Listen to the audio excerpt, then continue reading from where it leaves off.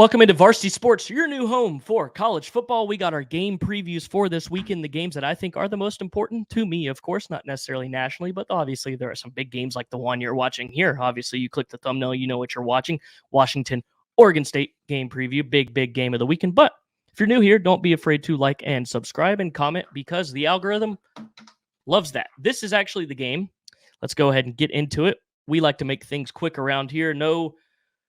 No overtime. I'm just babbling right there. I just went against the complete opposite of what I was saying. But let's get into it. Like I said, Washington, Oregon State. We're getting into this quick. This is the game I probably actually have the most notes on when I wanted to discuss. But Washington leads the all-time series 68, 4, and 35. Those four are ties, by the way, if you do not know. And the last time they actually lost in Corvallis was in 2021. So the last time they played there, Washington is 9-1 in their last 10 against Oregon State. So the Huskies have obviously been a tough obstacle for Oregon State to overcome. But how great would it be, if you think about this from an Oregon State perspective, to send a middle finger to Washington when the Pac-12 is combusting and you're all there alone? Well, you got Washington State with you, hugging it out. But to send a middle finger to them and their title hopes right here and have your chance to still be in the Pac-12 title game. How great would that be? But let's get into it. Line is Oregon State -1. Oregon State is favored. Oregon State's favored. I'm not saying I'm surprised, but I am a little surprised. Over under 62.5. But literally, let's go ahead and get into this. Washington, the motto for Washington since they escaped Oregon has been survive, survive, survive, and survive. This is your chance to hush everybody up that's been picking against you. Said you're going to lose to Utah. You're going to lose to this. You're not the best Pac-12 team. Oregon should have beat you. You should, which I do agree with that. But it is what it is. You have yourself in that position, though, because you went out there and you won the game regardless. So Washington, you've essentially been playing with your food ever since you've beaten Oregon, and you've been playing to the level of your competition is what I mean by that. So right now, Oregon State is favored, so that's good for DeBoer to give his team some motivation in this game, I think, which I really am surprised Oregon State's favored. It is in Corvallis, obviously, and I think it's because of the line of scrimmage play is why they're favored. But it still blows my mind. Washington is that team, and we all know the capabilities they have and the points they can put up. And this is your chance to kind of shut everybody up. Like I said, Washington, you should already be in front of Florida State based on literally eye test and criteria, but you don't have a spear on your helmet, so the committee doesn't want to put you in front of Florida State. I have a very hot take on Florida State, but that's for another day. But I think you're a top 4 team in the country, but this is your chance to show America if you go out there and just blast them that you're a top 4 team in the country. You have the offense, you have the explosive plays, you are able to throw up points on these teams, and you can do it against Oregon State. But let's talk about Oregon State for a second. You're at home.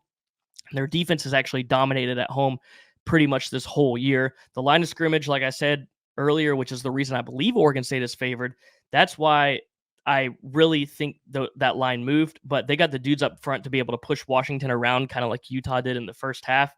But you have more explosive offensive players compared to Utah. You have to stay clicking, and you got to be able to handle the explosion of Michael Penix and those just absolutely insane wide receivers. Just take a deep breath. Just know that they're going to score. So don't freak out about that. And the one key thing here that I think is very important, Oregon State is the number 2 red zone offense in the country. And I think that'll come into play big time in this game. They don't really settle for field goals. They're more of a touchdown team, and they've been able to hang up points with anyone. So be careful with them. That Washington State game early in the year, let's just not even think that existed. That was just a weird game.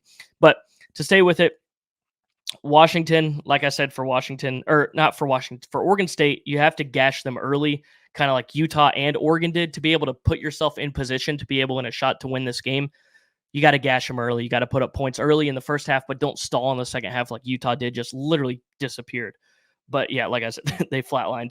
But you got to be able to handle all 4 quarters against a team like Washington, because you never know when that offense is just going to spark and go off. But no turnovers, dominate the pass rush.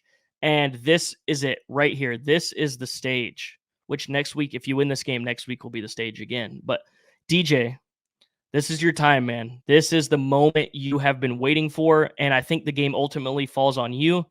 You got to at least match Penix or be close to perfect when your run game and your offensive line give you opportunities to be able to hit the passes that you need to hit. So DJ, this is a big game for you, buddy. Big game. For Washington, you got to match the physicality on defense with that Oregon State offensive line because they have the power to ragdoll you and absolutely bully you. So you can't let them do that. You can't let them run all over you early. You can't let them establish it. You have to be able to match the physicality. That'll be key in this game because if not, they could run over you pretty quick. And they don't have the offense like Utah that can just flatline and be gone. So you got to keep Penix clean, let him work, like I said. Keep rolling, keep throwing up your insane numbers. I mean, it's continued to work. If it ain't broke, don't fix it. Washington, you've gone through close games, but I mean, great teams always find ways to win regardless. They are winning. They have an offense that can compete against anybody. Just keep doing your thing. It's working and it's working. And I just can't go against the Huskies, even though it looks like everyone is leaning into that Oregon State. I believe enough in the Huskies and I believe enough in Penix to be able to lead this team to a victory. Give me Washington going in there, getting the dub. And the committee, if they win this damn football game, put them at 4. Like I said, the Florida State thing earlier, put Washington at 4. They deserve it. Florida State should not be over them, overrated. But if you enjoy college football, this is the place for you. We got more game previews stuff coming in the future. Like I said, like and subscribe. Leave a comment if you want to. Feel free. Thank you for tuning in. Thank you for watching. Have a great week and enjoy your college football.